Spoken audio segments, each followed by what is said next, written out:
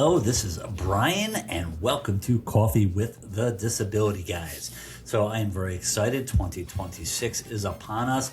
Hope you guys had a decent 2025, survived it at the least, and thrived otherwise.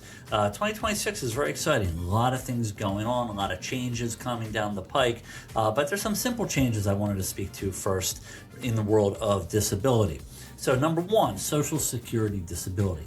Every year there's a cost of living adjustment, a COLA. This is a increase or a decrease, but usually an increase based upon inflation and other factors, and your Social Security benefit goes up by a certain percentage every year. So for 2026, the cost of living adjustment is 2.8%, which is slightly higher than the normal 2.6%.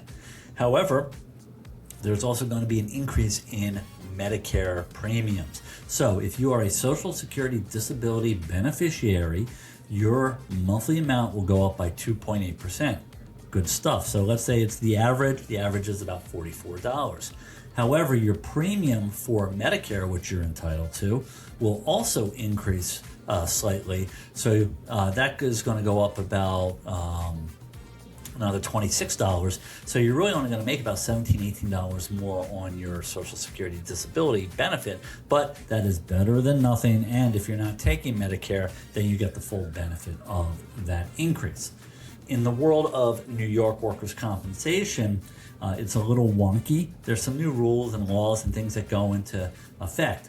But for injured workers, July 1st is the date. Every July 1st, the Workers' Compensation Board sets the new benefit level based upon that year's average weekly wage. So, for instance, in 2025, that is July 1st of 2025 to June 30th of 2026, the maximum weekly benefit was $1,222.42.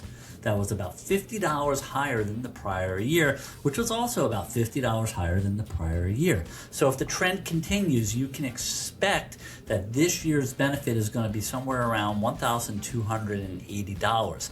Unfortunately, we're not going to know until May when they come out with the specific state average weekly wage, which will then determine how much maximum money you can get in a workers' comp case. There's also one little caveat here, one little warning is if you already have a case, then the maximum for the date of your accident is what applies. So even if it goes up a lot, you don't get the benefit of that. Aside from these changes, there's a ton of other changes in the world of disability, particularly around access, whether the current administration is going to enforce rules around better disability access in hospitals and other places like that. Hopefully, the good fight will be made and continued access will be at hand for individuals with disabilities. So if you have any questions about your Social Security disability, workers' compensation, or any other disability matter, give a shout out to the Disability Guys. Thank you for tuning in, and let's have a great 2026.